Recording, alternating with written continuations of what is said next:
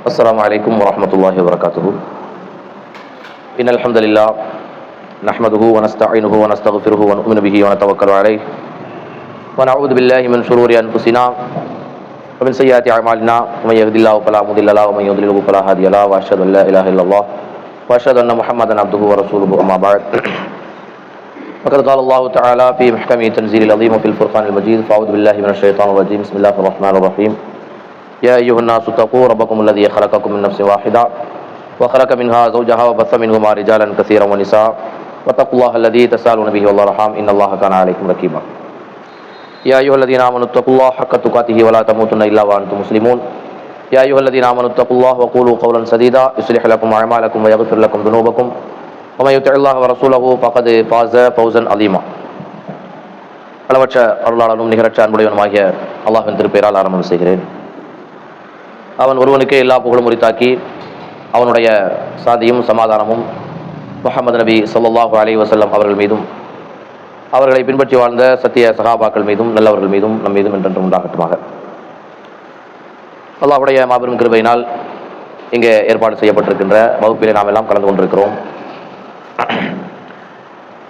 கடந்த வகுப்பில் கடைசியாக நம்ம பார்த்த விஷயம் என்னன்னு தெரியுமா? ஷிர்கை குறித்து பார்த்தோம், அப்படிதானே? ஷிர்கு சம்பந்தமா பார்த்தோம். அதுல எதுல ஷிர்கை பார்த்தோம்? ஒரு சகோதரி சொன்னாங்க, துஆவுல ஷிர்கு, அஷ்ஷிர்கு ஃபித்துஆ, பிரார்த்தனை செய்வதில் ஷிர்க். ஷிர்க்குனா என்ன பார்த்தோம் நம்ம? ஷிர்க்குக்கு என்ன டெஃபினேஷன்? அல்லாஹ்வுக்கு இணை கற்பிக்கிறது. எதுலெல்லாம்? தௌஹீது ருபூபியால, தௌஹீதுல் உலுஹியால, தௌஹீதுல் அஸ்மா வசிஃபாத்தில் அல்லாஹ்வுக்கு இணை ஏற்படுத்துவது. அதாவது ருபூபியத்தில் பெரும்பாலும் ஷிர்கு காணப்படலை. உலுஹியத்தில் அல்லாஹ்வை வணங்கி வழிபடுகின்ற விஷயங்களில், வணக்க வழிபாடுகள் விஷயத்தில் ஷிர்கு காணப்படுகிறது. இதெல்லாம் பார்த்தோம். அதாவது அல்லாஹ்வுக்கு கொடுக்க வேண்டிய இபாதத்துகளில் ஏதாவது ஒரு இபாதத்தை அல்லாஹ்வால் படைக்கப்பட்ட படைப்புகளுக்கு கொடுப்பது, அல்லது அல்லாஹ்வை வணங்க வேண்டிய முறைகளில் ஒரு முறையை அல்லாஹ் அல்லாதவர்களுக்கு கொடுப்பது. அல்லாஹ் அல்லாதவர்கள் என்று சொன்னால் அவர்கள் மனிதர்களாக இருக்கலாம், அல்லது மரங்களாக இருக்கலாம், அல்லது கற்களாக இருக்கலாம், சிலைகளாக இருக்கலாம், விலங்கினங்களாக இருக்கலாம்.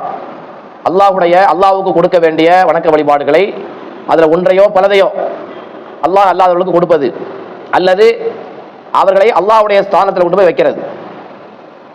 அது நம்ம இன்ஷா அல்லாஹ் அஸ்மா வசிஃபாத்தில் பார்ப்போம். அல்லாஹ்வுடைய தன்மைகளில் ஏதாவது ஒரு தன்மையை அல்லாஹ் அல்லாதவர்களுக்கு கொடுத்து அவர்களை அல்லாஹ்வோடு கூட்டாக்குவது, அல்லாஹ்வோடு இணைப்பது, அல்லாஹ்வுடைய ஸ்தானத்தில் வச்சு அவங்கள வணங்குவது, இதான் ஷிர்க்குங்கிறோம். நம்ம அந்த ஷிர்க்கில் நம்ம பார்த்தது என்னன்னா அன்வாவுல் இபாதா, தௌஹீத், அதாவது இபாதத்தினுடைய வகைகளை நம்ம பார்த்தோம். நிறைய இபாதத்துகளை பார்த்தோம். அப்படியே ஆப்போசிட்டா அந்த இபாதத்துகளில் ஏதாவது ஒரு இபாதத்தை அல்லாஹ் அல்லாதவர்களுக்கு கொடுப்பது, அதில் ஒன்று தான் துவா, பிரார்த்தனை என்பது இபாதத், வணக்கம் அப்படின்னு நம்ம பார்த்தோம். அந்த பிரார்த்தனையில எப்படி இணை கற்பிக்கிறாங்க அப்படிங்கிறத பார்த்தோம். அது சம்பந்தமான ஏராளமான குர்ஆன் வசனங்களை எல்லாம் நம்ம பார்த்தோம். அல்லாஹ்வை விட்டு அல்லாஹ் அல்லாதவர்களை அழைப்பது. உதாரணத்துக்கு நம்ம சமூகத்தில் நம்ம அது சம்பந்தமாக டச் பண்ணலை, குர்ஆன் வசனங்களை ஃபுல்லாக நம்ம பார்த்தோம்.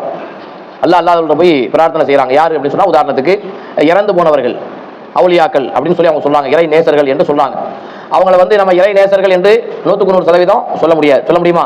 இறைவனுடைய நேசத்தை பெற்றவர்கள், வலி, அல்லாஹ்வுடைய நேசர்கள் நமக்கு தெரியாது. உதாரணத்துக்கு முஹைதீன் அப்துல் காதர் ஜீலானி அவங்க இருக்கலாம். நாகூர் ஷாகுல் ஹமீத் ஆண்டவர் அப்படின்னு அவங்க சொல்றாங்க, அவங்களா இருக்கலாம். தக்கலை பீரப்பா வலியுல்லாவா இருக்கலாம். ஆத்தங்கரை தாய் நீங்க சொன்னீங்க, சையத் அலி ஃபாத்திமா, அதே மாதிரி பாபா காசிம் வலியுல்லா, இந்த மாதிரி பல நபர்களை, இறந்தவர்களை அவுலியாக்களாக கருதி அவர்களுடைய அடக்கஸ்தலங்களில் விழாக்கள் எடுக்கின்ற ஒரு நிலை இஸ்லாமிய சமூகத்தில் காணப்படுகிறது. சரியா? இப்போ அவங்கள்ட்ட போய் துவா கேட்கறது, அவர்களிடத்தில் போய் அழைத்து பிரார்த்தனை செய்வது. இப்போ குறைஷி காஃபிர்கள், ரசூல் ஸல்லல்லாஹு அலைஹி வஸல்லம் காலகட்டத்தில் வாழ்ந்த மக்கா குறைஷிகள் அல்லாஹ்வையும் வணங்கி கொண்டிருந்தாங்க, அல்லாஹ்வோடு அல்லாஹ் அல்லாதவர்களையும் வணங்கி கொண்டிருந்தார்கள். அல்லாஹ்விடத்திலே பிரார்த்தனை செய்வாங்க, அல்லாஹ் அல்லாதவர்களையும் அழைத்து பிரார்த்திப்பார்கள். அதுக்கான ஏராளமான ஆதாரங்களை நம்ம பார்த்தோம்.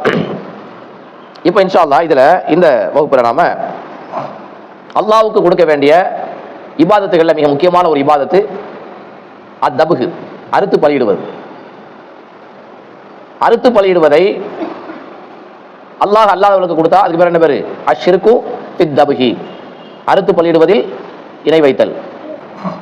அல்லாஹ் திருமறை குர்ஆன்ல சொல்றான், ஃபஸல்லி லிரப்பிக வன்ஹர், சூரா கௌசருடைய 2வது வசனம். இது ஆரம்பத்தில் நம்ம அன்வாவுல் இபாதால இந்த வசனத்தை மேற்கோள் காட்டியிருக்கிறோம். ஃபஸல்லி, நபியே நீங்க தொழுங்க, லிரப்பிக, உம்முடைய ரப்பை தொழுது, வன்ஹர், அவனுக்கே நீங்க அறுத்து பலியிடுங்கன்னு அல்லாஹ் தஆலா கட்டளை போடுறான். அதே மாதிரி அப்ப இந்த வசனத்துல அல்லாஹ்வை தொழ வேண்டும் என்று அல்லாஹ் சொல்றான், அல்லாஹ்வுக்கே அறுத்து பலியிட வேண்டும் என்று சொன்னான். தொழுகை என்பது எப்படி இபாதத்தோ அதே மாதிரி அறுத்து பலியிடுவதும் ஒரு இபாதத். தொழுகையை எப்படி அல்லாஹ்வுக்கு மட்டுமே கொடுக்கணுமோ, அறுத்து பலியிடுவதையும் யாருக்கு தான் கொடுக்கணும்? அல்லாஹ்வுக்கு மட்டும்தான் கொடுக்கணும். அறுத்து பலியிடுறதை பொறுத்த வரைக்கும் அல்லாஹ்வுடைய பெயரை சொல்லி அல்லாஹ் அல்லாதவருக்கு அறுத்து பலியிடுவது. அல்லாஹ்வுடைய பெயரை தான் சொல்லலாம், பிஸ்மில்லாஹி அல்லாஹு அக்பர் என்று சொல்லி அல்லாஹ் அல்லாதவருக்கு அறுத்து பலியிடுவது. பிஸ்மில்லா சொல்லி அல்லாஹ்வுக்கு தான் அறுத்து பலியிடணும். அதான் தௌஹீது. தௌஹீதுக்கு எதிரானது அல்லாஹ்வுடைய பெயரை சொல்லி அல்லாஹ் அல்லாதவருக்கு அறுத்து பலியிடுவது. இது ஒண்ணு. இன்னொரு வகை இருக்குது, அல்லாஹ் அல்லாதவருக்கு அல்லாஹ் அல்லாதவரின் பெயரை சொல்லி அறுப்பது. அது நம்ம சமூகத்தில் காணப்படுதா? முதல்ல நம்ம ஒன்று சொன்னோம், என்ன சொன்னோம்? அல்லாஹ்வுடைய பெயரை சொல்லி அல்லாஹ் அல்லாதவருக்கு அறுத்து பலியிடுவது. அதுக்கு உதாரணம் சொல்ல முடியுமா? எப்படி? மாஷா அல்லாஹ், தர்காக்களை போய் என்ன செய்யறது? இப்போ நம்ம சொன்ன மாதிரி அவுலியாக்களோட லிஸ்ட்டை போட்டோம்ல, இவங்களுடைய தர்கால போய் அல்லாஹ்வுடைய பெயரை தான் சொல்லுவாங்க. ஆனால் யாருக்கு கொடுக்கறது? அவுலியாக்களுக்கு அறுத்து பலியிடுவது. இதை பெரிய ஷிர்க். அல்லாஹ்வுக்கு வேண்டி அறுத்து பலியிட வேண்டிய இந்த இபாதத்தை அல்லாஹ் அல்லாதவர்களுக்கு அறுத்து பலியிடுறாங்க. ஆனால் பேர் யார் பேரு? அல்லாஹ்வுடைய பேரு தான். அல்லாஹ் குர்ஆன்ல சொல்லி காமிக்கிறான், ஹுர்ரிமத் அலைக்குமுல் மைத்தா வத்தம் வலஹ்முல் ஹின்ஸீர் வமா உஹில்ல பிஹி வமா உஹில்ல லிகைரில்லாஹி பிஹி. அல்லாஹ் சொல்றான், இதெல்லாம் உங்களுக்கு ஹராமாக்கப்பட்டிருக்கு, தடை செய்யப்பட்டிருக்கு அப்படின்னு அல்லாஹ் சொல்லும் பொழுது, இறந்து போனவைகள், ரத்தம், பன்றி இறைச்சி அப்படின்னு அல்லாஹ் தஆலா சொல்லிட்டு வரும்பொழுது அதுல அல்லாஹ் அல்லாதவர்களுக்காக அறுக்கப்பட்டது, அல்லாஹ் அல்லாதவர்களுக்காக வேண்டி இவைகள் எல்லாம் அறுக்கப்பட்டிருக்கிறதோ அவைகளும் உங்களுக்கு ஹராம். அதே மாதிரி கழுத்து நெரித்து கொல்லப்பட்டது, கொம்புகளால் முட்டி அதன் மூலமாக இறந்து போனது, மேலிருந்து கீழே விழுந்தது, இந்த மாதிரியான கால்நடைகள் அல்லாஹ் தஆலா சொல்றான். காட்டு விலங்குகள் வேட்டையாடி அது செத்து போனது, அதே நேரத்தில் கோரை பற்கள் உள்ளது, நகங்கள் உள்ளது, இந்த மாதிரியான விலங்கினங்கள் சாப்பிடுவதற்கெல்லாம் தடை செய்யப்பட்டதுன்னு அல்லாஹ் தஆலா சூரா மாயிதால 3வது வசனம் 3வது வசனத்தை சொல்றான். அதே மாதிரி பக்ராவில் 2வது அத்தியாயத்தினுடைய 173வது வசனம் எல்லாம் சொல்லும் பொழுது என்ன சொல்றான்னா, அல்லாஹ் அல்லாதவருக்காக வேண்டி அறுக்கப்பட்டவைகள் ஹராம். அவர் நல்லா விளங்கிக்கிறனும். ஒரு விஷயத்தை அல்லாஹ் ஹராம்னு சொல்றான்னா அது அல்லாஹ்வுக்கு மட்டுமே செலுத்த வேண்டிய இபாதத்துகளை ஒண்ணுங்கிறத விளங்கிக்கிறணும். அல்லாஹ்வுடைய பெயரை சொல்லி அல்லாஹ்வுக்கு மட்டுமே அறுக்கிறது இபாதத்து, அதுதான் தௌஹீது. அதுக்கு எதிரானது அல்லாஹ்வுடைய பெயரை சொல்றோம் நம்ம, ஆனா அல்லாஹ் அல்லாஹ்வுக்காக வேண்டி அறுக்கிறோம், நோக்கம் அல்லாஹ் அல்லாதவருக்கு. அப்ப அது என்னது? ஷிர்க். அல்லாஹ் அல்லாதவருடைய பெயரை சொல்லி அல்லாஹ் அல்லாதவர்களுக்காக இருக்கிறதுங்கிறது நம்ம சமூகத்தில் காணப்படுதான்னு கேட்டா பெரும்பாலும் இல்லை தானே? இல்லை. அது மாற்று சமுதாய மக்கள் தான் என்ன செய்வாங்க, அவங்களுடைய தெய்வங்களுக்கு எதையாவது பெயரை சொல்லி என்ன செய்வாங்க, இருப்பாங்க. சரி, ஒரு சில சந்தேகங்கள். பள்ளிவாசல் இருக்கிறது, பள்ளிவாசலுக்கு முன்னாடி பிஸ்மில்லா சொல்லாம இருக்கிறோம், இது கூடுமா? இது அல்லாஹ்வுக்கு வேண்டி தான் இருக்கிறோம், ஆனா பிஸ்மில்லா சொல்லலை,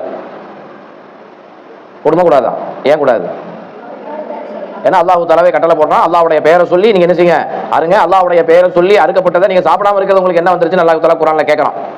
அல்லாஹ்வுடைய பெயரை சொல்லி அறுக்கப்படணும், அது பள்ளிவாசலா இருந்தாலும் சரி. சரி, இப்போ நம்ம வீட்டுக்கு ஃப்ரெண்டில் ஒரு தர்கா இருக்குது, அங்கே போய் பிஸ்மில்லா சொல்லி அறுக்கிறோம். தர்காவில் போய் பிஸ்மில்லா சொல்லி தான் அறுக்கிறோம், அது அல்லாஹ்வுக்கு தான் அறுக்கிறோம், அது கூடுமா? ஏன்? எப்படி?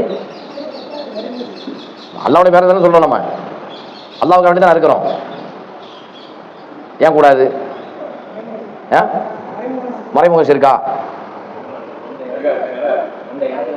அறுக்கப்படுகின்ற இடமும் கவனிக்கப்படும். சரிங்களா? அறுக்கப்படுகின்ற இடம் இருக்கு இல்லையா, அதுக்கு இன்ஷா அல்லாஹ் உதாரணம் சொல்லலாம். அதாவது இதுக்கு முன்னாடி அபு தாவூதுல இடம்பெற்றிருக்கிறது, தபரானியில் இடம்பெற்றிருக்கிறது, பைஹக்கியில் இடம்பெற்றிருக்கிறது. அபு தாவூதுல 3313வது நபிமொழி, தபரானியில் சரி பைஹக்கியில் 20634. என்ன ஹதீஸ் அப்படின்னு சொன்னா, இத 2 இபாதத்துக்கு எடுத்துக்கலாம். நாம நேர்ச்சை என்பது ஒரு இபாதத்து, அப்படிதானே? நேர்ச்சையை பத்தி நம்ம கொஞ்சம் போன முந்தின கிளாஸ்ல கொஞ்சம் டிஸ்கஷன் ஓடிச்சு. அவங்க தெளிவாகவே நம்ம அன்னைக்கு சொன்னோம், சந்தேகம் இருந்தால் கேட்கலாம். ரசூலுல்லாஹி காலகட்டத்தில் ஒரு மனிதர் வர்றாரு. அவர் வந்து ஒரு நேர்ச்சை ஒன்று பண்ணியிருக்கிறார். என்னன்னா, புவானா அப்படின்னு ஒரு இடம் இருக்குது. புவானா அப்படிங்கிற இடத்துல ஒரு ஒட்டகத்தை அறுத்து பலியிடுவதாக நேர்ச்சை பண்ணியிருக்கிறார். அவர் ரசூலுல்லாஹி கிட்ட வந்து கேட்கிறாரு, அல்லாஹ்வுடைய தூதரே, இன்னி நதர்து அன் அன்ஹர இப்லன் பி புவானா, புவானா என்கிற இடத்துல நான் ஒரு ஒட்டகத்தை அறுத்து பலியிடுவதாக நேர்ச்சை பண்ணியிருக்கிறேன், நான் அறுத்து பலியிடட்டுமான்னு கேட்கிறார் அவர். அப்ப ரசூலுல்லாஹி ஸல்லல்லாஹு அலைஹி வஸல்லம் கேட்கறாங்க, அகான ஃபீஹா வஸனுன் மின் அவ்சானில் ஜாஹிலியா, அந்த யுஅபத், அந்த இடத்துல, இந்த புவானா என்கிற இடத்துல ஜாகிலியா காலத்தில் வணங்கப்பட்டு கொண்டிருந்த சிலைகளில் ஏதாவது ஒரு சிலை அங்கே இருக்கிறதா? இந்த புவானா என்கிற இடத்துல ஜாகிலியா காலத்தில் வணங்கப்பட்டு கொண்டிருந்த, ஜாகிலியா காலத்துல வந்து நிறைய சிலைகளை வணங்கிட்டு இருந்தாங்க மக்கள், அது மாதிரியான ஏதாவது ஒரு சிலை வணங்கப்பட்டு கொண்டிருக்குதா அந்த இடத்துல? வணங்கப்படுகின்ற சிலைகள் ஏதாவது அங்கே இருக்குதான்னு கேட்குறாங்க. அப்போ சகாபாக்கெல்லாம் சொன்னாங்க இல்லை. திருப்பி ரசூலுல்லாஹ் கேட்குறாங்க, அந்த இடத்துல வந்து ஜாகிலியா கால விழாக்கள் ஏதாவது ஒன்று அங்கே நடைபெற்று கொண்டிருக்குதான்னு கேட்குறாங்க. அந்த இடத்துல நீங்கள் புவானாங்கிற இடத்துல அரபுகளுடைய அந்த ஜாகிலியா காலத்தில் சில விழாக்கள்லாம் கொண்டாடுவாங்க, அந்த மாதிரி ஏதாவது ஒரு விழா அந்த இடத்துல நடந்திருக்குதான்னு கேட்குறாங்க. அப்போ சகாபாக்கள் இல்லைங்கிறாங்க. இப்போ ரசூலுல்லாஹி ஸல்லல்லாஹு அலைஹி வஸல்லம் சொல்றாங்க, அவ்ஃபி பி நதிரிக, இப்போ உன்னுடைய நேர்ச்சையை நீ நிறைவேற்று. அடுத்து பையிட சொல்றாங்க, ஏன்னா லா அன்னஹு லா வஃபா அலி நதிரின் ஃபீ மஅசியத்தில்லா, அல்லாஹ்வுக்கு மாறு செய்து நேர்ச்சையை நிறைவேற்றுவது கூடாது. வலா ஃபீமா லா யம்லிகு இப்னு ஆதம், ஆதமுடைய மகனுக்கு முடியாத ஒரு விஷயத்துல நேர்ச்சை என்பதும் கிடையாது அப்படின்னு ரசூலுல்லாஹி ஸல்லல்லாஹு அலைஹி வஸல்லம் சொல்றாங்க. இந்த ஹதீஸ் எதுக்கு சொல்றோம் அப்படின்னா, ரெண்டுக்கு எடுத்துக்கலாம். நேர்ச்சையே அந்த காலகட்டத்தில் செஞ்சிருக்காங்க, பண்ணியிருக்கிறாங்க. இப்போ நம்ம அறுத்து பலியிடுறத பத்தி பார்த்துக்கிட்டு இருக்கிறோம். அப்ப அறுத்து பலியிடுகின்ற இடம் எப்படிப்பட்ட இடமா இருக்கணும்? ஷிர்க் வைக்கப்படுகின்ற இடமாக இருக்கக்கூடாது, அல்லாஹ் அல்லாதவைகள் வணங்கப்படுகின்ற இடமாக அது இருக்கக்கூடாது, மார்க்கத்துக்கு முரணான காரியங்கள் நடக்கின்ற இடமாக அந்த இடம் இருக்கக்கூடாது. இதை வந்து நம்ம கவனத்தில் கொள்ளணும். அதே நேரத்தில் முஸ்லீமில் வந்து 4002வது நபிமொழியாக ஒரு நபிமொழி இடம்பெற்றிருக்கிறது. மார்க்கம் எச்சரிக்கை செய்த ஒரு விஷயம், அறுத்து பலியிடக்கூடிய விஷயத்தில் கவனிக்க வேண்டிய ஒரு மிக முக்கியமான விஷயம் என்னன்னா, ரசூலுல்லாஹி ஸல்லல்லாஹு அலைஹி வஸல்லம் சொன்னாங்க, சாபத்துக்குரிய ஒரு செயல் அது. லஅன அல்லாஹு மன் தபக லி கைரில்லாஹ், அல்லாஹ் அல்லாதவருக்காக வேண்டி யார் அறுக்கிறாரோ, அல்லாஹ் அல்லாதவருக்காக வேண்டி யார் அறுக்கிறாரோ அவரை அல்லாஹு தஆலா சபிக்கட்டுமாக, அல்லது அல்லாஹ் அவரை சபித்து விட்டான் அப்படின்னு ரசூலுல்லாஹி சொன்னாங்க. அதெல்லாம் நினைக்கிறணும், அல்லாஹ்வுக்காக வேண்டி அறுத்து பலியிடணும். ஃபஸல்லி ரப்பிக வன்ஹர், அல்லாஹ்வுக்காக வேண்டி நீங்க அறுத்து பலியிடுங்க. குல் இன்ன ஸலாத்தி வ நுஸ்கி வ மஹ்யாய வ மமாத்தி லில்லாஹி ரப்பில் ஆலமீன், என்னுடைய தொழுகை, என்னுடைய அறுத்து பலியிடுதல், என்னுடைய வாழ்வு, என்னுடைய மரணம் அனைத்தும் அல்லாஹ்வுக்கு தான். அப்படி இருக்கும் பொழுது அல்லாஹ் அல்லாதவருக்கு அறுத்து பலியிட்டால் அவருக்கு அல்லாஹ்வுடைய சாபம் இறங்கட்டும் அப்படின்னு ரசூலுல்லாஹி ஸல்லல்லாஹு அலைஹி வஸல்லம் சொல்றாங்க. அது கூடவே 4 விஷயம், வேற எக்ஸ்ட்ரா 3 விஷயத்தை சொல்றாங்க. வ லஅனல்லாஹு மன் ஆவா முஹ்திஸன், குற்றவாளிக்கு எவன் அடைக்கலம் தருகிறானோ, குற்றவாளிக்கு எவன் உதவி செய்கிறானோ அவனுக்கும் அல்லாஹ்வுடைய சாபம் உண்டாகட்டும். ஒன்று குற்றவாளி முஹ்திஸ்ன்னு சொன்னா குற்றவாளின்னு சொல்றாங்க. இன்னொரு அர்த்தம் என்னன்னு சொன்னா, மார்க்கத்தில் புதிதான காரியங்களை ஏற்படுத்திய பிதாயத்வாதி, நூதனமான காரியங்களை உண்டாக்கியவனுக்கு எவன் அடைக்கலம் தருகிறானோ, ஆதரவு தருகிறானோ அவனுக்கும் அல்லாஹ்வுடைய சாபம் உண்டாகட்டும். வ லஅனல்லாஹு மன் லஅன வாலிதைஹி, தன்னுடைய பெற்றோரை எவன் சபிக்கிறானோ அவனுக்கும் அல்லாஹ்வுடைய சாபம் உண்டாகட்டும். பெற்றோரை யாராவது சபிப்பாங்களா? பாப்பா அம்மாவை சபிக்கிறது யாராவது சபிச்சிருக்காங்களா? பாப்பா அம்மா திட்டுமா? நம்ம எப்படி மற்றவருடைய வாப்பா அம்மாவை திட்டுனா அவங்க நம்ம வாப்பா அம்மாவை திட்டுவாங்க. இது ஒரு பக்கம். டைரக்டா திட்டுறவங்களும் இருக்கிறாங்க, அப்படிதானே? இந்த கருத்தை எடுத்துக்கலாம். நம்ம அடுத்தவங்களுடைய வாப்பா அம்மாவை திட்டுனா அவன் நம்ம வாப்பா அம்மா திட்டுவான், நம்ம வாப்பா அம்மாவை திட்டுவதற்கு நாம காரணியா அமைஞ்சிடறோம். இது ஒரு கருத்து. இன்னொரு கருத்து என்னன்னு சொன்னா, டைரக்டாவே நம்ம என்ன செய்வோம்? திட்டுவோம், சபிப்பாங்க. கொஞ்சம் ஒரு வயசான காலகட்டம் வந்த உடனே, அல்லது அவங்களுடைய அதிகாரம் எல்லாம் குறைஞ்ச உடனே, தங்க இடத்துல அதிகாரம் வந்த உடனே ஆட்டோமேட்டிக்கா பாப்பாவை திட்டுறது, உமாவை திட்டுறது, அதை சபிக்கவும் செய்வாங்க, திட்டவும் செய்வாங்க. அப்படிப்பட்டவர்களுக்கு அல்லாஹ்வுடைய சாபம் உண்டாகட்டும். வலஅனல்லாஹு மன் கய்யர மனாரல் அர்ல், இடத்தினுடைய எல்லை கற்களை மாற்றுகிறானே அவனுக்கும் அல்லாஹ்வுடைய சாபம் உண்டாகட்டும் அப்படின்னு ரசூல் ஸல்லல்லாஹு அலைஹி வஸல்லம் சொல்றாங்க. நிலத்தினுடைய எல்லை கற்கள்னா அவங்க ஃபிளாட் வாங்கி போட்டிருப்போம், கொஞ்சம் இடத்தை பெருசாக்கிறதுக்காக வேண்டி, அல்லது அது சம்மந்தப்பட்ட நபராக இருக்கலாம், அல்லது இடத்தை விற்கிறவங்களா இருக்கலாம். அடுத்தவங்களுடைய நிலத்தை பொய்யான டாக்குமெண்ட் போட்டு ஏமாற்றி விற்கிறவங்களாம் நிறைய பேர் இருக்கிறாங்க. ஒரே பட்டாவை பல பேர் கொடுப்பாங்க. அந்த மாதிரியான ஏமாத்து பேர் வழிகள் நிறைய பேர் உண்டு. அதோட மார்க்கம் வந்து எச்சரிக்கை பண்ணுது. அந்த 4 விஷயங்கள்ல மிக முக்கியமான, எல்லாமே முக்கியமான விஷயம் தான். இப்போ நாம சப்ஜெக்ட்ல உள்ள விஷயம் என்னது? அல்லாஹ் அல்லாதவருக்கு எவன் அறுத்து பலியிடுறானோ அவனை அல்லாஹு தஆலா சபிக்கிறான். சாபம்னா என்ன? சாபத்தை பத்தி சொன்னோமா? சாபம் என்று சொன்னால் அது ஒரு துவா. சாபங்கிறது என்னது? துவா தானே. என்ன துவா அது? அல்லாஹ்வுடைய அருளை விட்டும் அவனை நம்ம என்ன செய்யறோம்? தூரப்படுத்துறோம். நீ நாசமா போ அப்படின்னா அல்லாஹ்வுடைய அருள் உனக்கு கிடைக்காம போட்டோம், நீ நாசமா தான் போவ அப்படி சொல்லும் பொழுது அல்லாஹ்வுடைய அருள் அவனுக்கு கிடைக்காது. அப்ப அந்த சாபம் என்பது ஒரு துவா. இறை அருளை விட்டும் சம்பந்தப்பட்ட நபரை நம்ம என்ன செய்யறோம்? தூரப்படுத்துறோம். உனக்கு நரகம் தான், நீ சொர்க்கத்துக்கே போக மாட்டேன் அப்படிங்கும் பொழுது சொர்க்கத்தை தர்றது அல்லாஹ்வுடைய அருள், நரகத்தை தர்றது அல்லாஹ்வுடைய தண்டனை. அப்ப அல்லாஹ்வுடைய லஅனத்தை, அல்லாஹ்வுடைய தண்டனையை அவனுக்கு நம்ம கேட்கிறோம், அல்லாஹ்வுடைய ரஹ்மத்தை விட்டு அவனை தூரப்படுத்துறோம். அப்போ அல்லாஹ் அல்லாதவர்களுக்கு அறுத்து பலியிடுவது என்பது சாபத்திற்குரிய ஒரு செயல் என்பதை நம்ம கவனத்தில் கொள்ளணும். ஓகேவா?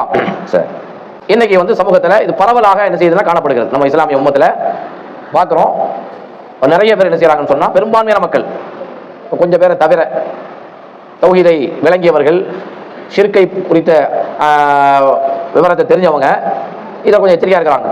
அது அல்லாத நிறைய பேர் என்ன செய்யறாங்கன்னு சொன்னா தர்காக்களுக்கு போறது. ஏராளமான தர்காக்கள் தமிழ்நாட்டில் இருக்குது. அந்த தர்காக்களை போய் அவங்க செய்யக்கூடிய மிக முக்கியமான வேலை என்னதான்? அறுத்து பலியிடுவது தான். சரி, இதுல நம்ம எச்சரிக்கையா இருக்கணும். நம்ம விவரம் தெரிஞ்சதுனால நம்ம அதை செய்யறது இல்லை. அல்ஹம்துலில்லாஹ், அல்லாஹ் தஆலா நம்மளை நினைச்சுனா காப்பாற்றி விட்டான். ரெண்டாவது, அறுத்து பலியிடுவது அதுல ஷிர்க், அல்லாஹ்வுக்கு மட்டுமே கொடுக்க வேண்டிய இபாதத்துகளை உள்ளதான் அறுத்து பலியிடுவது. அதை அல்லாஹ் அல்லாதவர்களுக்கு, இறந்து போனவர்களுக்கு, குறிப்பாக அவுலியாக்களுக்கு, தர்கால அடக்கம் செய்யப்பட்டவர்களுக்கு அவங்களுடைய பேரை சொல்லி அல்லது அவங்களுக்காக வேண்டி அவங்கள மனசுல வச்சுக்கிட்டு அல்லாஹ்வுடைய பேரை சொல்லி அறுக்கிறது, அது மார்க்கத்துல தடை செய்யப்பட்ட ஒன்று, கூடாது. ரெண்டாவது, நேர்ச்சை செய்யறதுல ஷிர்க். அஷ்ஷிர்கு ஃபின் நத்ரி, நேர்ச்சை செய்யறதுல ஷிர்க். நேர்ச்சையை பத்தி நம்ம சொல்லியிருக்கிறோம், அப்படிதானே? அல்லாஹ் திருமறை குர்ஆன்ல சூரா பக்ராவுல 270வது வசனம், ஒமா அன்ஃபக்தும் மின் நஃபகத்தின் அவ் நதர்தும் மின் நத்ரின் ஃபஇன்னல்லாஹ யஅலமுஹு. நீங்க எதை செலவு பண்ணாலும் சரி, நீங்க என்ன நேர்ச்சை பண்ணாலும் சரி, அல்லாஹ் தஆலா அதை அறிகிறான், அதற்கான கூலியை தருகிறான் அப்படின்னு ஒரு இடத்துல சொல்லலாம் சூரா பக்ராவுல. சூரா அல் இன்சான் சூரத்து தஹர் அதுல 7வது வசனம், யூஃபூன பின் நத்ர் வ யகாஃபுன யௌமன் கான ஷர்ருஹு முஸ்ததீரா.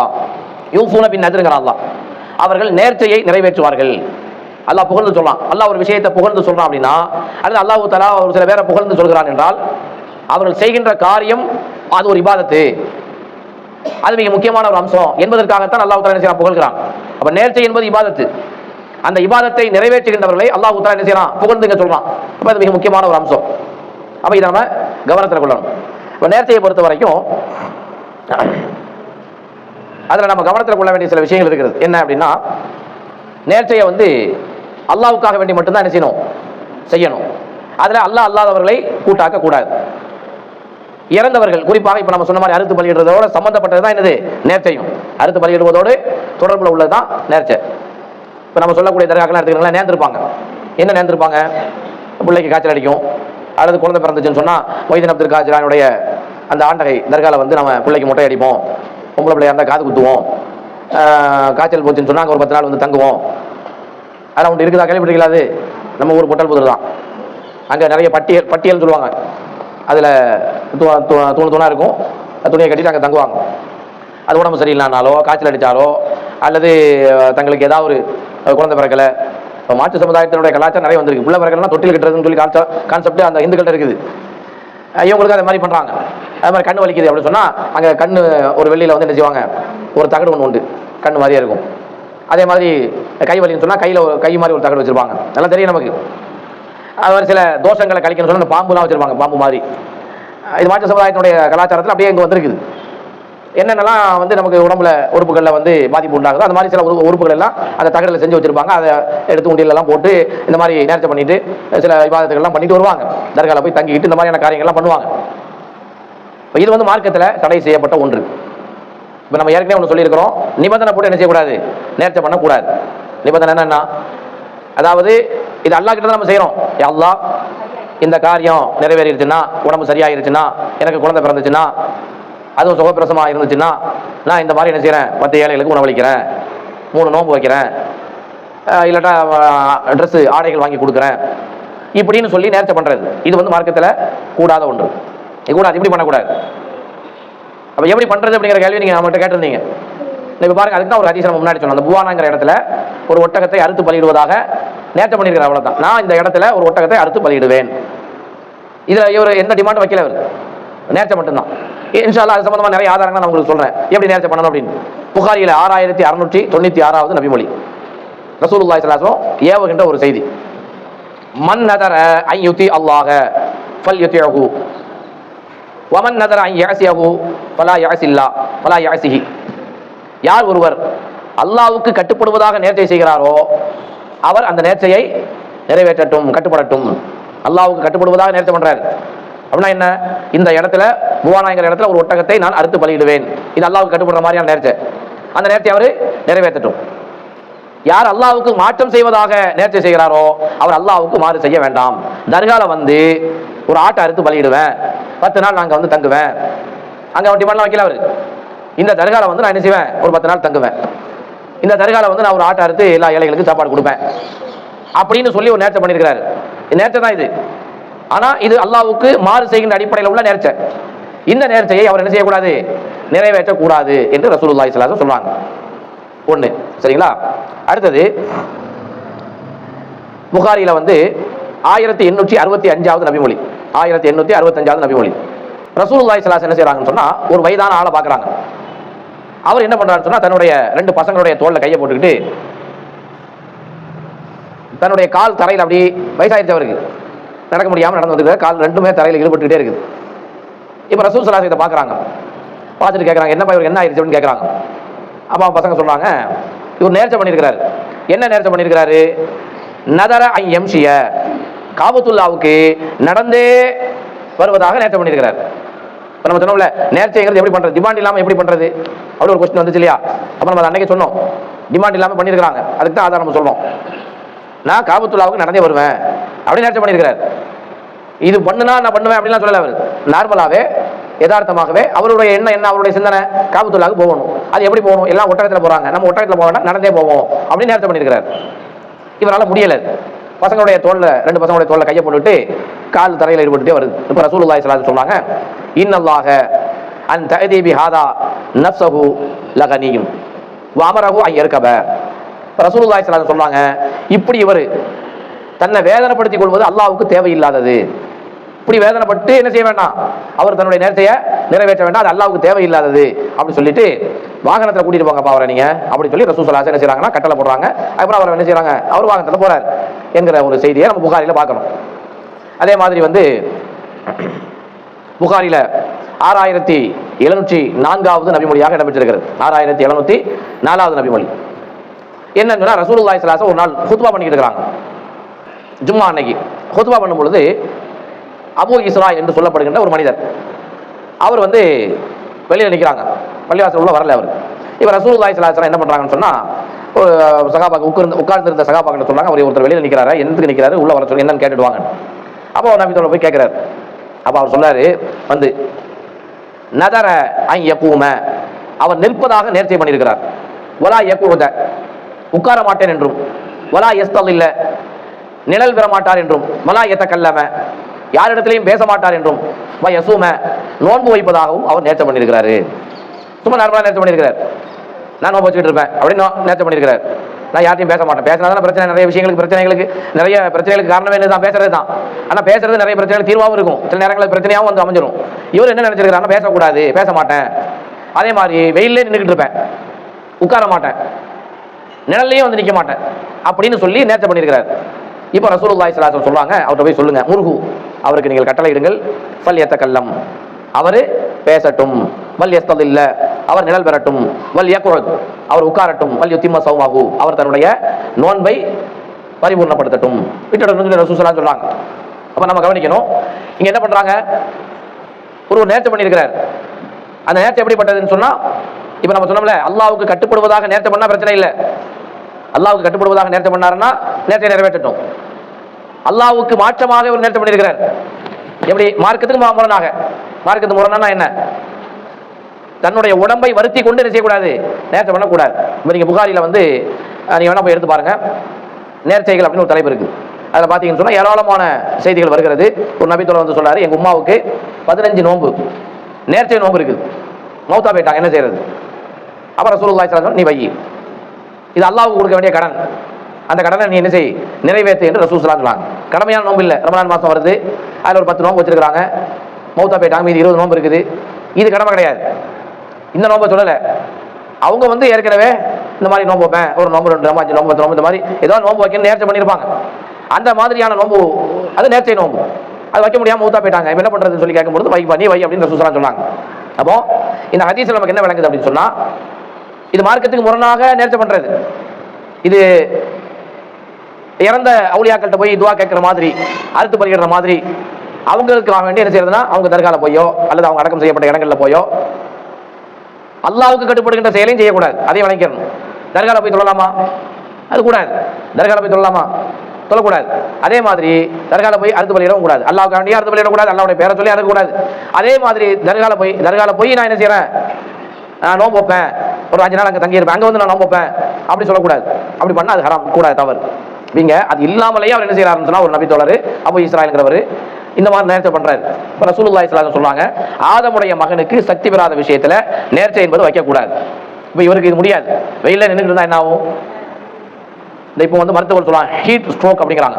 ஹீட் ஸ்ட்ரோக் அப்படின்னா என்ன? வெயிலில் ஒருத்தர் நின்றுக்கிட்டே இருந்தாருன்னு சொன்னா, அல்லது வெயில் அணைஞ்சிக்கிட்டே இருந்தாருன்னு சொன்னா அவருக்கு பக்கவாதம் வருது. அது சூடுனால வருது.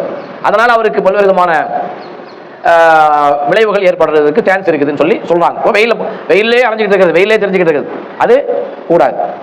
இன்னைக்கு மருத்துவர்கள் கண்டுபிடிச்சிருக்காங்க. அப்புறம் என்ன பண்ண, வெயில இருக்கணும், நிழலே இருக்கணும். பேசாம இருக்கலாமா? பேசாம இருந்தா என்ன ஆயிரும்? இது வந்து நம்முடைய சக்திக்கு மீறிய ஒரு விஷயம். அப்படி நேர்ச்சை பண்ணக்கூடாது. நான் பேச மாட்டேன் யாரு கிடையும் அப்படின்னு சொல்லி நேர்ச்சை பண்ண கூடாது. அப்படி பண்ணா அது தப்பு, ஹராம், அது கூடாது. நான் யார்ட்டையும் பேச மாட்டேன் அப்படி சொல்லக்கூடாது. என்ன ஆகும்? பேசாம இருந்தா ஒன்று அது தப்பு, மார்க்கம் தடை பண்ணியிருக்குது. பேசாம இருந்தா என்ன ஆகும்? பைத்தியம் முடிச்சிடும். பேசாம இருந்தா பைத்தியம் முடிச்சிடும் தானே. இப்போ புருஷன் முன்னாடி சண்டை போட்டுக்கிறாங்க, 2 பேருமே பேசாம இருக்காங்கன்னா எப்படி இருக்கும் அந்த குடும்பம்? நினைச்சு பாருங்க. 2 பேருக்குமே ஒரு எண்ணம் இருக்கும், அவர் வரட்டும் அப்படின்னு மனைவி நினைப்பாங்க. நம்மளா தப்பு பண்ணோம், அவர் வரட்டும். இவங்க நினைப்பாங்க நானா தப்பு பண்ண, அவ வரட்டும். ஆனால் 2 பேருக்குமே ஒரு ஆசை இருக்கும் பேசணும்ட்டு. கடைசியில் யாராவது ஒருத்தர் பாவப்பட்ட மனுஷன் இருக்காரு ஆம்பளை, அவர் தான் இறங்கி போவார். பெரும்பான்மை இடங்கள் அப்படி தானே. இவர் தான் நினைச்சுவார், சரி போனா போட்டு விடுமா, நான் பார்த்துக்கலாம் அப்படின்னு சொல்லி அட்ஜஸ்ட் பண்ணிக்கிட்டு அப்படி ஓடிடுவாங்க. எதுக்கு சொல்றோம் அப்படின்னா, பேசாமல் இருக்க முடியாது, இருக்கக்கூடாது. பேசாமல் இருந்தால் என்ன ஆயிரும்? அங்கே மன ரீதியான ஸ்ட்ரெஸ், மன அழுத்தம் கண்டிப்பாக வரும். பேசணும், பேச வேண்டிய நேரத்தில் பேசணும். சரியா? அப்ப தன்னுடைய சக்திக்கு மீறி நேர்ச்சை பண்றாரு இவர். அப்படி தன்னுடைய சக்திக்கு மீறி நேர்ச்சை பண்ணும் பொழுது அங்க அதனுடைய விபரீதங்களை என்ன செய்யணும்? சந்திக்க வேண்டியது வரும். இப்போ மார்க்கம் எவ்வளவு அழகா நமக்கு சொல்லுது பாருங்க. அது மாதிரி கண்டினியூவா நோன்பு வைக்கிறது. கண்டினியூவா நோன்பு வைக்கலாமா? கண்டினியூவா நோன்பு வைக்க கூடாது. தொடர் நோன்பு என்பது தவறு. நோன்பு வைக்கிறதா இருந்தால் எப்போ நோன்பு வைக்கணும்? திங்கக்கிழமையோ வேலைக்கிழமை வச்சுக்கலாம். ஏன்னா அது மார்க்கம் நமக்கு சொல்லி கொடுத்துருக்குது. மாசத்துல பிறை 13, 14, 15 வச்சுக்கிறலாம். அது இல்லாம ரமதானுடைய ஒரு மாசம் நோம்பு கண்டிப்பா வச்சாகணும். அதை தாண்டி எப்போவாவது நம்ம நோம்பு வைக்கிறதா இருந்தா, இப்போ நம்ம சொன்ன மாதிரி நேர்ச்சை நோம்பு, அது நமக்கு முடிஞ்சாதான் நேர்ச்சை நோம்பு வைக்கணும். முடிஞ்சாதான். நம்ம தேவையில்லாமல் என்ன செய்யக்கூடாது, இந்த மாதிரி நேர்ச்சை பண்ணக்கூடாது. தேவையில்லாமல் நேர்ச்சை பண்றது அது கூடாது, மார்க்கம் நமக்கு சொல்லியிருக்குது. அப்போ அந்த மாதிரி நோம்பு வைக்கிறது, இதையும் தாண்டி நம்ம நோம்பு வைக்கிறதா இருந்தா எப்போ வைக்கணும்? ஒரு நாள் விட்டு ஒரு நாள் நம்ம நோம்பு வச்சுக்கலாம். அதுதான் தாவூத் அலைஹிஸ்ஸலாத்து வஸலாமுடைய நோம்பு. அப்போ இங்க ரசூலுல்லாஹி ஸல்லல்லாஹு அலைஹி வஸல்லம் அவர்கள் அவருக்கு என்ன சொல்றாங்கன்னு சொன்னா, இந்த கட்டளை போடுறாங்க.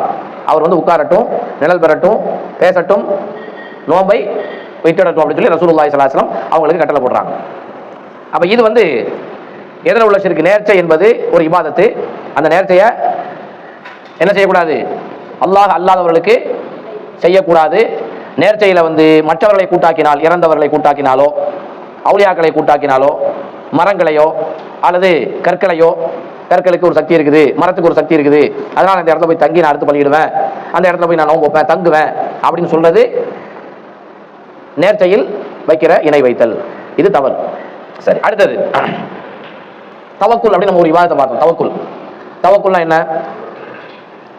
அல்லாஹ்வை மட்டுமே சார்ந்திருப்பது, அல்லாஹ்வை மட்டுமே பொறுப்பு சாட்டுவது, அல்லாஹ்வை மட்டும்தான் சார்ந்திருப்பது, அல்லாஹ் மேல முழுக்க முழுக்க நம்பிக்கை வைப்பது. அல்லாஹ் மேல மட்டுமே நம்பிக்கை வைக்கிறதுனா என்ன? நமக்கு ரிஸ்க் தரக்கூடிய யாரு? அல்லாஹ் தான். அப்படிதானே? நமக்கு ஏதாவது ஒரு நன்மையை தருவதாக யார் தான் தரணும்? அல்லாஹ் தான் தரணும். நமக்கு ஏதாவது ஒரு தீமையை ஏற்பட்டுடுச்சு, அந்த தீமையை தடுக்கிறவன் யாரு? அல்லாஹ் தான் தரும். அந்த தீமையை தடுப்பான். இப்போ இந்த நம்பிக்கையில குறை வந்துடக்கூடாது. எப்படி?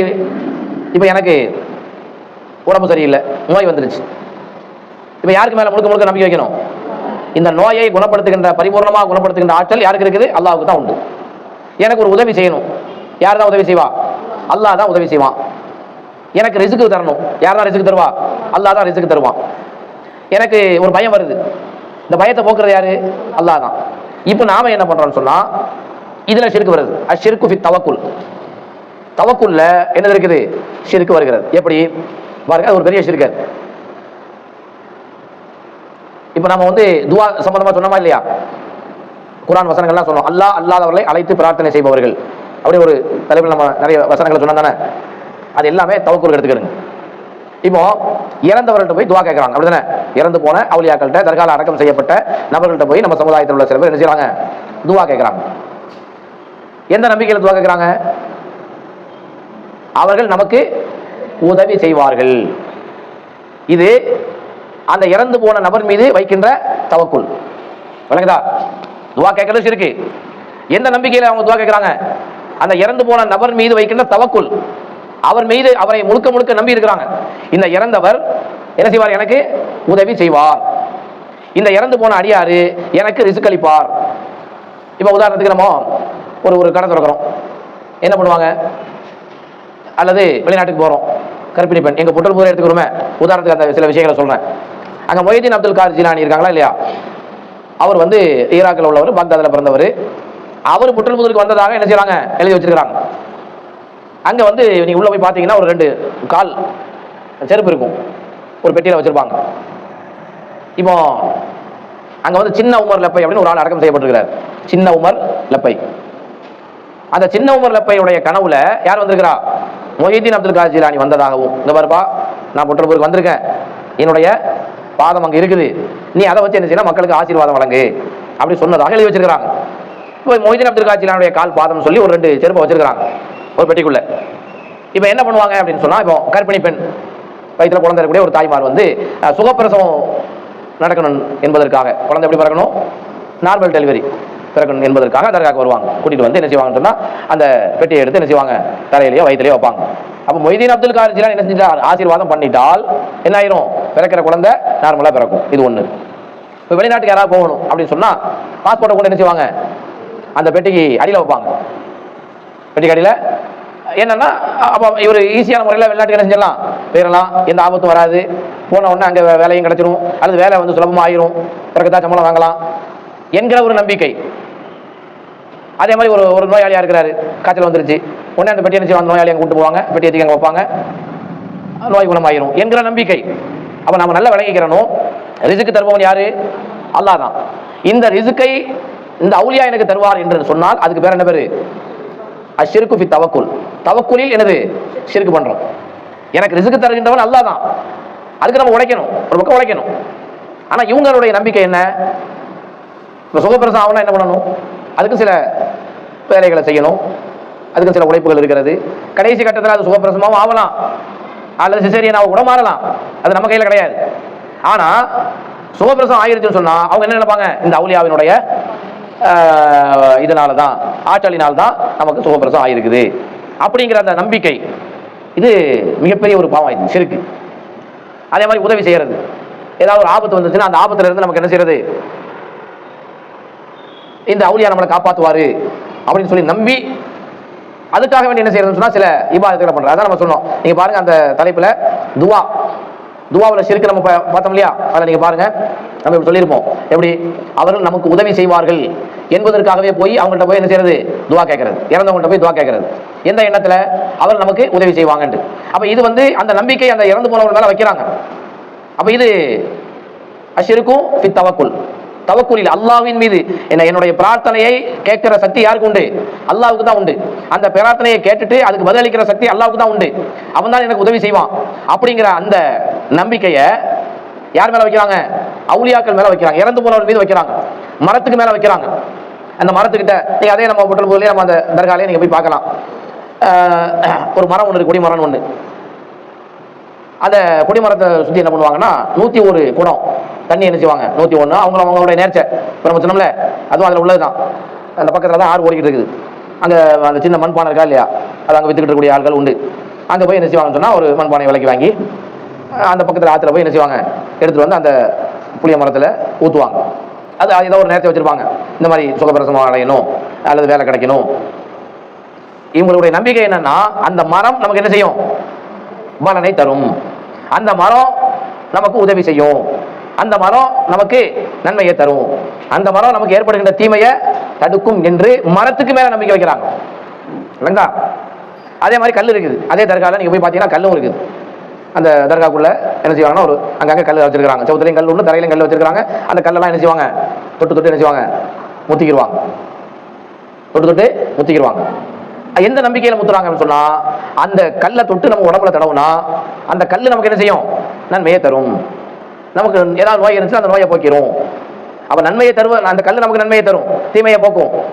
அப்படிங்கிற அந்த நம்பிக்கை, அல்லாஹ் மேல வைக்கிற நம்பிக்கையை கல்லுக்கு மேல வைக்கிறாங்க. அந்த மாதிரி எந்த கல்லும் ஹஜருல் அஸ்வத் கல்லுக்கும் வைக்கக்கூடாது. காபத்துல்லாவுக்கு நம்ம போறோம், ஹஜ் பண்றதுக்கும் உம்ரா பண்றதுக்கும் போறோம், அங்க ஹஜருல் அஸ்வத் அப்படிங்கிற அந்த கருப்பு கல் இருக்கிறது. அதை என்ன செய்யணும், முடிந்தால் முத்தமிடுவதற்கு சான்ஸ் இருந்தால் தொட்டு முத்தமிடணும். இல்லைன்னு சொன்னா சைகையால என்ன செய்யணும், முத்தம் கொடுக்கணும். ஃப்ளையிங் கிஸ் அப்படின்னா, ஃப்ளையிங் கிஸ் தானே அது, அதுதானே. அப்ப என்னன்னு சொன்னா சைகையால நம்ம என்ன செய்யணும், முத்தம் கொடுக்கணும். இதை ரசூலுல்லாஹி நமக்கு சொல்லி கொடுத்துருக்காங்க. எதுக்காக வேண்டி, உமர் ரலியல்லாஹு சொல்றாங்க, கல்லை பார்த்து நீ ஒரு கல்லு தான், ஹஜருல் அஸ்வத் கல்லை பார்த்து நீ ஒரு கல்லு தான், உன்னால எந்த நன்மையும் கிடையாது, எந்த தீமையும் கிடையாது. உன்னை ரசூலுல்லாஹி ஸல்லல்லாஹு அலைஹி வஸல்லம் அவர்கள் முத்தம் கொடுப்பதை பார்த்திருக்கிறேன். உனக்கு ரசூலுல்லாஹ் முத்தம் கொடுத்துருக்காங்க, அதை நான் பார்த்திருக்கிறேன். அதனால தான் நான் உனக்கு முத்தம் தர்றேன். உனக்கு முத்தம் தர்றதை நான் பார்க்கலன்னா நான் என்ன செஞ்சிருக்க மாட்டேன், உனக்கு முத்தம் தந்திருக்க மாட்டேன். அப்போ அந்த கல் மார்க்கம் ஒரு கல்லை முத்தம் கொடுக்க சொல்லி இருக்குது. எந்த அடிப்படையில் முத்தம் கொடுக்கணும், அந்த கல்லுனால நன்மை உண்டு, அந்த கல்லுனால நமக்கு தீமையை போகும், அந்த கல்லு நமக்கு ஏதாவது நன்மையை தரும் அப்படிங்கிற நம்பிக்கையில பண்ணல, ரசூலுல்லாஹ் பண்ணாங்க நான் பண்றேன் என்று உமர்லாம் சொல்லுவாங்க. அப்ப நம்ம என்ன செய்யணும், இந்த மாதிரி இறந்து போனவர் மீது தவக்குல் வைக்கிறது, ஒரு கல்லுக்கு மேல தவக்குல் வைக்கிறது, ஒரு மரத்துக்கு மேல தவக்குல் வைக்கிறது, இதெல்லாம் தவக்குலில் வருகின்ற ஷிர்க். இதை மார்க்கம் என்ன செஞ்சிருக்குன்னா தடை செஞ்சிருக்கு. அல்லாஹ் தஆலா திருமறை குர்ஆன்ல நிறைய இடங்கள்ல தவக்குல் சம்பந்தமா சொல்லியிருக்கான். இன்ஷா அல்லாஹ் மக்ரிப் தொழுது முடிஞ்சதுக்கு பிறகு நம்ம இன்ஷா அல்லாஹ் செய்யலாம், தொடர்ந்து பார்ப்போம். இன்னல் ஹம்துலில்லாஹ் நஹ்மதுஹு வ நுஸல்லி அலா ரசூலில் கரீம், அம்மா பஅத். அன்பிற்குரிய சகோதர சகோதரிகளே, தவக்குல் என்பது ஒரு இபாதத், அல்லாஹ்வை மட்டுமே சார்ந்திருப்பது, அல்லாஹ்விடத்தில் மட்டும் பொறுப்பை சாட்டுவது. இதுல அல்லாஹ் அல்லாதவர்களை சார்ந்திருப்பதோ, அல்லாஹ் அல்லாதவிடத்தில் பொறுப்பை சாட்டுவதோ தவக்குலில் வைக்கின்ற ஷிர்க். அதான் நம்ம பார்த்தோம். அல்லாஹ் திருமறை குர்ஆன்ல கட்டளை போடுறான். சூரா மாயிதால 23ஆவது வசனம், வ அலல்லாஹி ஃபதவக்கலு இன் குன்தும் முஃமினீன், நீங்கள் உண்மையான இறை விசுவாசிகளாக இருந்தால் அல்லாஹ்வின் மீது மட்டுமே தவக்குல் வையுங்கள், அல்லாஹ்வை மட்டுமே பொறுப்பு சாட்டுங்கள், அல்லாஹ்வின் மீது மட்டுமே சார்ந்திருங்கள் என்று அல்லாஹ் தஆலா சொல்லி காமிக்கிறான். இது அல்லாஹ்வுடைய கட்டளை. இன்னொரு இடத்துல அல்லாஹ் மூமின்களை பத்தி அல்லாஹ் சொல்லும் பொழுது, வ அலல்லாஹி ஃபல்யதவக்கலில் முஃமினூன், மூமின்கள் அல்லாஹ்வின் மீதே தவக்குல் வைக்கட்டும். சூரா ஆல இம்ரான்ல 160வது வசனம், மூமின்கள் அல்லாஹ்வின் மீது மட்டுமே தவக்குல் வைக்கணும்னு அல்லாஹ் தஆலா சொல்றான். சூரா ஆல இம்ரான்ல 159வது வசனத்தை அல்லாஹ் சொல்லும் பொழுது, ஃபதவக்கல் அலல்லாஹ், அல்லாஹ்வின் மீதே நீங்கள் நம்பிக்கை வையுங்கள், இன்னல்லாஹ யுஹிப்புல் முத்தவக்கிலீன், நிச்சயமாக அல்லாஹ் தஆலா அவன் மீது தவக்குல் வைப்பவர்களை நேசிக்கிறான். அல்லாஹ்வின் மீது மட்டுமே முழுக்க முழுக்க தவக்குல் வைக்கிறது அல்லாஹ்வுடைய நேசத்தை பெற்றுத்தரும். இப்போ இந்த தவக்குல்ல ஷிர்க்குங்கிறது என்னங்கிறத நம்ம பார்த்தோம். இப்போ நாம் சில செய்திகளை பார்க்கணும். இதில் இப்போ அல்லாஹ் அல்லாதவர்கள் மீது அல்லது அல்லாஹ் அல்லாதவர்கள் மீது தவக்குல் வைக்கிறது, நம்முடைய காரியங்களை அவைகள் மீது பொறுப்பு சாட்டுவது, அது ஷிர்க்கு ஃபி தவக்குல். தவக்குல்ல ஷிர்க்கு நம்ம சொன்னோம். அதுக்கு உதாரணமாக இப்போ தவக்குல்னா என்ன சொன்னோம் இல்லையா, அல்லாஹ்வை மட்டுமே சார்ந்திருக்கணும். இப்போ உதாரணத்துக்கு நமக்கு உதவி செய்பவன் யாரு, அல்லாஹ் தான். நமக்கு பாதுகாப்பு தரவன் யாரு, அல்லாஹ் தான். நமக்கு நன்மையை தரவன் யாரு, அல்லாஹ் தான். நமக்கு ஏற்படுகின்ற தீமைகளை விட்டு தடுக்கிறவன் யாரு, அல்லாஹ் தான். நமக்கு எல்லா வகையான ரிஸ்கையும் தர்றவன் யாரு, அல்லாஹ் தான். அப்போ நமக்கு இந்த உலகத்துல வாழ்வதற்கு என்னென்ன தேவையோ எல்லாவற்றையும் தருபவன் அவன் தான். இதை போய் இப்ப நமக்கு உதவி செய்யறவன் அல்லாஹ். இந்த உதவியை யார் மேல வைக்கிறது, அல்லாஹ் அல்லாதவர்கள் மீது அல்லது அல்லாஹ் அல்லாதவர்கள் மீது வைக்கிறது. இறந்தவர்கள் நமக்கு உதவி செய்வார்கள், இறந்தவர்கள் அல்லது இங்கே இல்லாதவர்கள் அல்லது மரமோ கல்லோ நமக்கு நன்மையை தரும், நமக்கு உதவி செய்யும், நமக்கு ஏற்படுகின்ற தீமைகளை விட்டு தடுக்கும், நமக்கு பாதுகாப்பு தரும், ஜின்னிடமிருந்து ஷைத்தானிடமிருந்து பாதுகாப்பு தரும். அப்படிங்கிற நம்பிக்கையை அல்லாஹ் அல்லாதவர்கள் மீது அல்லது அல்லாஹ் அல்லாதவர்கள் மீது, உதாரணத்துக்கு மரமாக இருக்கலாம், கல்லாக இருக்கலாம், கபராக இருக்கலாம், இவைகள் மீது வச்சா அது அஷ்ஷிர்கு ஃபி தவக்குல். தவக்குல்ல நாம் என்ன செய்யறோம், ஷிர்க் வைக்கிறோம். இப்போ நான் ஒரு கேள்வி நான் ஒன்று கேட்குறேன்னே, இப்போ பாப்பா இருக்கிறாங்க, நமக்கு உமா இருக்கிறாங்க, சரியா? நம்ம உமாட்ட சொல்லலாம், அம்மா உன்னதாம்மா நம்பி இருக்கிறேன், எப்படியாவது காலையில் சுபுக்கு எழுப்பி விட்டுடு, உன்னதான் நான் நம்பி இருக்கிறேன் அப்படி சொல்லி உமாட்ட சொல்லிட்டு தூங்குறோம். இது உமா மேல வைக்கிற தவக்குல் தானே? சொல்றமா இல்லையா? காலைல எழுப்பல, என்னம்மா உன்னை மலை போல நம்பி இருந்த எழுப்பாமுட்டிய இப்படி பண்ணிட்டிய. அம்மா சொல்றாங்க பையன்ட, கஷ்டப்பட்டு வளர்த்து ஆளாக்கிட்டாங்க, ஒரு ஸ்டேஜுக்கு வந்தாச்சு, வாப்பா அம்மா கவனிக்க மாட்டேங்கிறான். அப்போ அம்மா அப்பா சொல்றாங்க, ஏன்டா உன்னை தானே நாங்கள் நம்பி இருந்தோம், உன் மேலே எவ்வளோ நம்பிக்கை வச்சிருந்தோம், இப்படி பண்ணிட்டிய அப்படின்னு சொல்லி ஒரு பையனை பார்த்து பிள்ளையை பார்த்து அம்மா அப்பா சொல்றாங்க. ஒரு கணவன் மனைவியை பார்த்து சொல்றாங்க, இவர் உன் மேலே முழுக்க முழுக்க நான் நம்பிக்கை வச்சிருக்கிறேன். ஒரு கணவன் மனைவியை சார்ந்திருக்கிறார். மனைவி, ஏங்க நீங்கள் இல்லைன்னா என்னால் இருக்க முடியாது, நீங்கள் தான் எனக்கு எல்லாமே அப்படின்னு ஒரு மனைவி சொல்றாங்க. ஒரு ஆட்சியாளர் இருக்கிறார். ஆட்சியாளரை பார்த்து நம்ம சொல்ல குடிமக்கள் சொல்றாங்க, என்ன இந்த ஆட்சியாளர் தான் நமக்கு உதவி செய்வார், பாதுகாப்பு தருவார் அப்படின்னு நம்ம சொல்றோம். ஆட்சியாளர் சொல்றாங்க, சிறுபான்மையின பாதுகாவலர் நாங்கள் அப்படின்னு சொல்றாங்க. இதெல்லாம் வந்து அஷ்ஷிருக்கு ஃபி தவக்குல் அடங்குமா அல்லது இல்லையா? எப்படி சொல்லுங்க பார்ப்போம். கூட இன்னொரு உதாரணம் சொல்லிக்கிறேன்னா, ஒருத்தர் கணக்கு கேட்டிருப்போம், 10 மணிக்கு வாங்கன்னு சொல்றாரு. 10 மணிக்கு போனால் அவருக்கு காணும், வரல. அதுக்கப்புறம் அவர்கிட்ட ஃபோனில் சொல்கிறோம், ஏங்க உங்களை தான் நான் நம்பி இருந்தேன், நீங்கள் கடன் தருவீங்கன்னு சொல்லி இப்படி ஏமாற்றிட்டீங்களே, நீங்கள் நம்பிக்கை துரோகம் பண்ணிட்டீங்களே அப்படின்னு சொல்கிறோம். இந்த மாதிரியான நடைமுறையில் நம்ம எல்லாம் பண்ணுறோம். ஒருத்தர்கிட்ட போய் உதவி கேட்குறோம், அவரை நம்ம நம்பி இருக்கிறோம், அவர் நமக்கு உதவி செய்வார்னு நினைக்கிறோம். சரியா? இந்த மாதிரியான இப்போ நம்ம சொன்ன உதாரணங்கள் எல்லாம் மனசில் வச்சுக்கிறோங்க. இது எல்லாமே தவக்குல் தான். இது இன்னொருத்தரை சார்ந்திருப்பது. நம்மளும் அப்படித்தான்.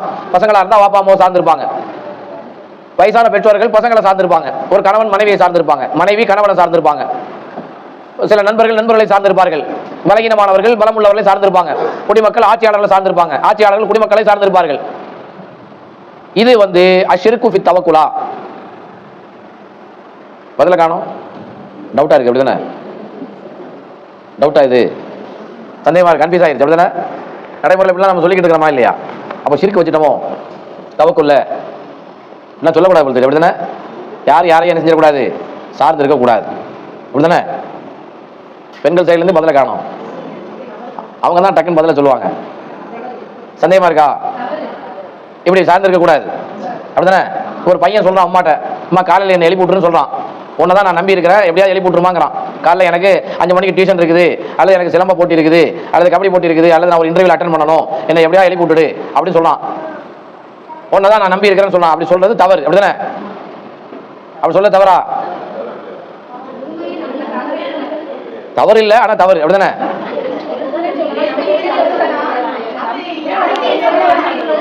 யாராவது ஒருத்தர் சொல்லுங்க. எழுப்பிடுங்கன்னு சொல்லணும், உங்களை நம்பி இருந்தா சொல்லக்கூடாது. நடைமுறை நம்ம அப்படி சொல்லிட்டு இருக்கிறோமே, அப்படி சொல்லக்கூடாது அப்படிதானே? அப்படி இல்லை. என்னன்னா நல்ல விளைக்கணும், அடிப்படையான ஒரு விஷயத்தை விளைக்கிறங்க. என்ன தெரியுமா? அதாவது இப்போ நம்ம சொன்ன தவக்கல்னா அதுக்கு சில உதாரணம் சொன்னோமா இல்லையா? இப்போ இவர் நமக்கு உதவி செய்வார், இந்த நமக்கு நன்மையை தருவாங்க, தீமையை விட்டு தடுப்பாங்க, அல்லது பாதுகாப்பு தருவாங்க, ரிஸ்க் தருவாங்க அப்படின்னு நம்ம சொன்னோமா இல்லையா? இப்போ மனிதர்களுடைய சக்திக்கு உட்பட்ட விஷயத்துல ஒருத்தரை சார்ந்திருப்பது அது தவறு அல்ல. விளங்குதா? அதாவது மனிதர்களுடைய சக்திக்கு உட்பட்ட விஷயத்துல ஒருத்தரை சார்ந்திருப்பது தவறு கிடையாது. அதுக்கு வந்து நம்ம வந்து உங்களை தான் நம்பி இருக்கிறேன்னு சொல்றதும் தப்பு கிடையாது.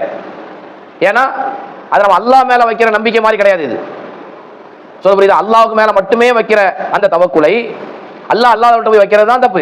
இப்போ அதுக்கு தான் உதாரணம் சொன்னோம். இப்போ நமக்கு ஷைத்தானிடமிருந்து பாதுகாப்பு தர்றது யாரு?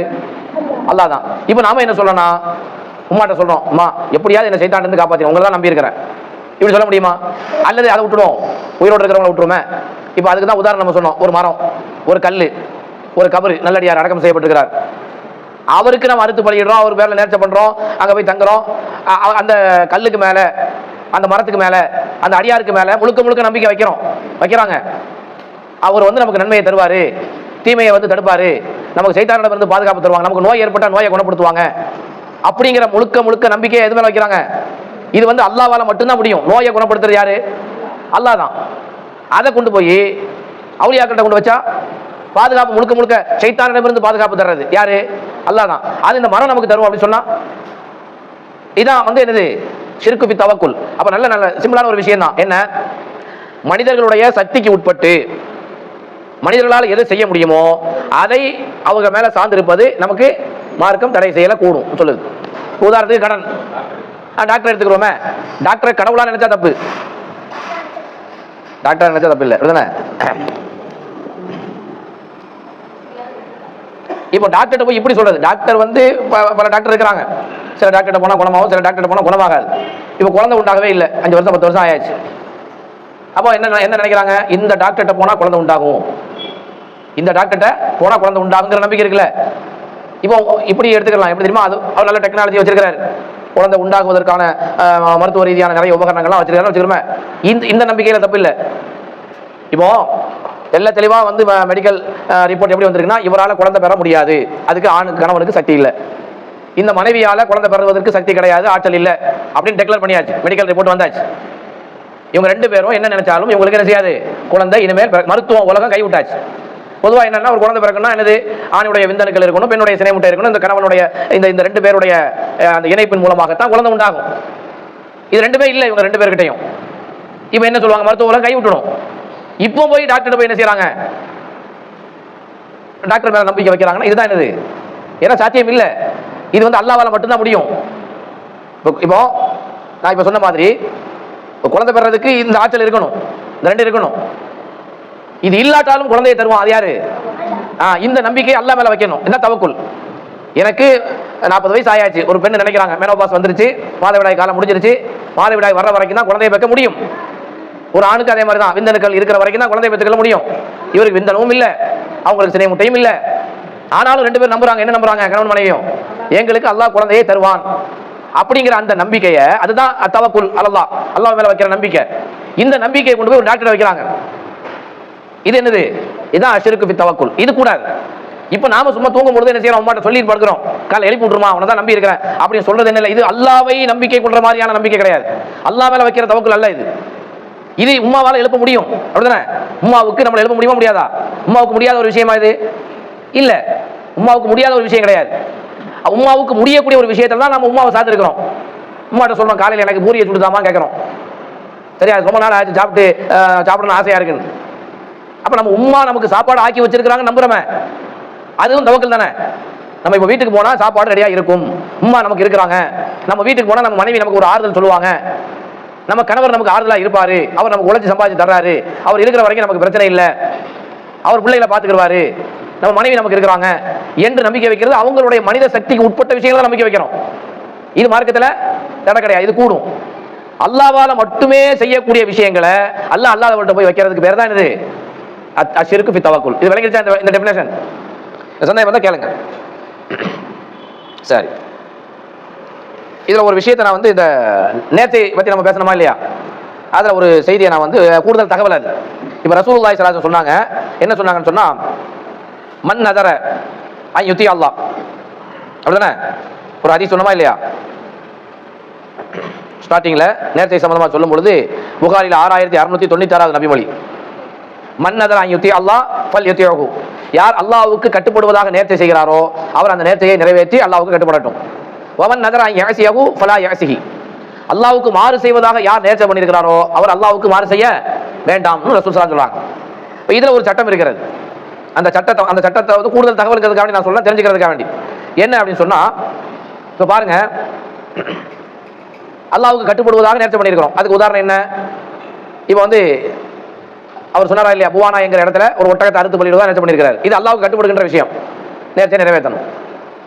அல்லாஹ்வுக்கு மாறு செய்கின்ற விஷயத்தில் நேர்ச்சைனா என்ன, அதுக்கு உதாரணம் சொன்னா நம்ம எப்படி,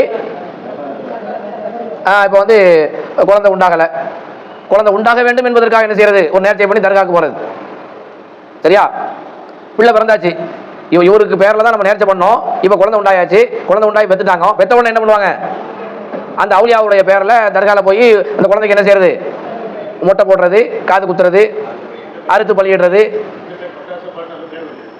அந்த அவுலியாவுடைய பேரை என்ன செஞ்சது வச்சது, என்னுடைய பேர் காஜா மைதீன் தான், புரிஞ்சுங்களா? இப்போ விசாரிச்சு பார்த்தோன்னா அவுலியா பேரை தான் வந்து நேர்ச்சை பண்ணி வச்சிருக்காங்க எங்க பாப்பா அம்மா.